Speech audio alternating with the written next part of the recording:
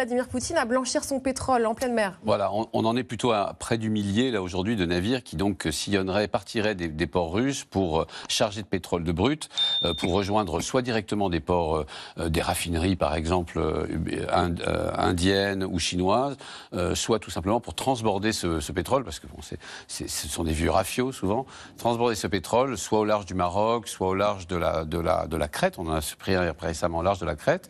Il y a un rôle aussi que jouent certains armateurs occidentaux, notamment grecs, dans ce genre de choses, au large de la Turquie, au large de l'Afrique.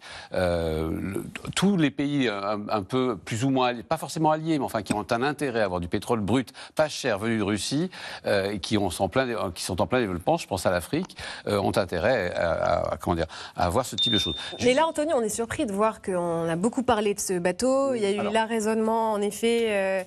Le bateau a été inspecté, le commandant a été arrêté, son second aussi, puis relâché. On vous raconte vraiment la suite de l'histoire dont on parlait déjà hier. Maintenant, le bateau est reparti. Oui, alors. Ça peut être surprenant, non? D'avoir montré les muscles et ensuite de laisser Le filer. problème, c'est qu'on ne peut pas faire grand-chose contre les drones.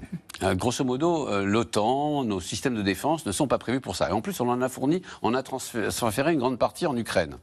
Donc, non seulement arrêter ces drones ne peut pas se faire aussi facilement, mais en plus, on est un peu démunis au niveau de simplement défense aérienne. Je pars sur votre contrôle, colonel Goya, mais l'idée, c'est que vraiment, pour le coup, on ne peut pas faire grand-chose avec les drones. On n'a pas les moyens. En tout cas, pas les moyens. On essaye de bâtir un mur de drones. Non plus, d'ailleurs. Voilà. Par contre, pour les bateaux, on peut faire quelque chose. On peut au moins perturber le business plan de ces bateaux. Il faut qu'ils rejoignent le plus vite possible leur point de destination pour être rentables. S'ils commencent à faire des ronds dans l'eau, à être interceptés par les uns et par les autres, à ce que la capitainerie demande une inspection, à ce que les commandos montent sur place, à ce qu'ils doivent patienter 4, 5, 10 jours qu'on vérifie leur identité, tout à coup, ça devient beaucoup trop cher que d'envoyer du pétrole russe